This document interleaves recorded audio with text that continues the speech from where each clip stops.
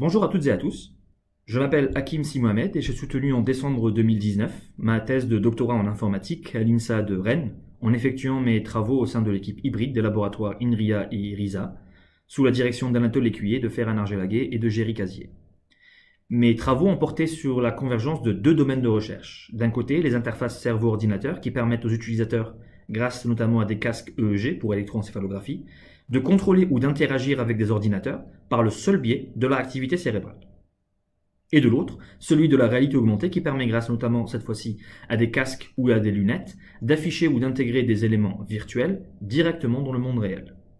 Mon objectif était ainsi d'étudier comment ces deux technologies pouvaient être associées pour offrir de nouveaux mécanismes et de nouvelles perspectives d'interaction pour contrôler à la fois des objets réels et des éléments virtuels grâce à son cerveau. Ensemble, les interfaces cerveau-ordinateur et la réalité augmentée peuvent être intégrées dans de nombreux domaines d'application, je pense notamment à la santé ou l'assistance au handicap, mais également à la robotique ou la domotique.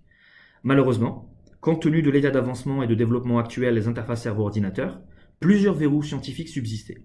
En particulier, le fait qu'il n'est possible de détecter qu'un nombre limité de réponses ou de types d'activités du cerveau, et souvent avec une précision et une fiabilité relative. Durant ma thèse, nous avons ainsi exploré différents types d'activités cérébrales qui pouvaient être intégrées dans un système de réalité augmentée, mais également différentes manières d'incorporer le contenu virtuel dans le champ de vision de l'utilisateur pour à la fois induire les réponses cérébrales souhaitées, mais également d'assurer l'ergonomie du système final. Parmi les résultats et applications concrètes de mes travaux figure la réalisation d'un système de contrôle de robot mobile, où l'utilisateur pouvait déplacer un robot grâce à l'activité de son cerveau, ou encore, et ce dans le cadre d'une collaboration industrielle avec Orange, la réalisation d'une preuve de concept de maison connectée, où l'utilisateur pouvait actionner différents objets du quotidien avec son cerveau, grâce à une interface cerveau-ordinateur et un système de réalité augmentée.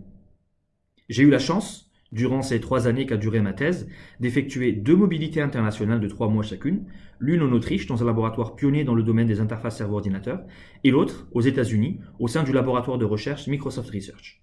J'aimerais pour cela, en cette occasion, remercier l'école doctorale Mathstic, Rennes Métropole, ainsi qu'INRIA, sans qui ces mobilités n'auraient pas pu avoir lieu. Je suis très honoré de recevoir cette année le premier prix de thèse de la Fondation RENA dans le domaine des sciences et technologies de l'information et j'aimerais exprimer mes sincères remerciements à la Fondation ainsi qu'à ses mécènes, particulièrement en ces temps difficiles pour tout le monde.